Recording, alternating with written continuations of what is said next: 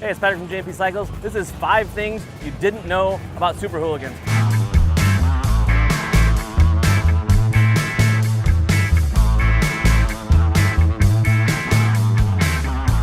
First thing is, these are street bikes.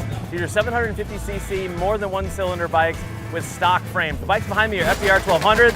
So you're gonna see all kinds of different bikes out of there. You put a headlight and taillight on them, you can take them to the grocery store, ride them to your local watering hole. These are true street bikes. These guys are racing.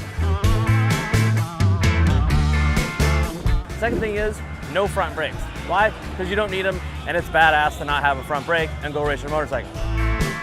Third thing, 19-inch wheels. Everybody runs 19-inch wheels. You can run whatever brand of flat track tire you want, but you gotta have the 19s because those do help on the dirt and get you better lap times.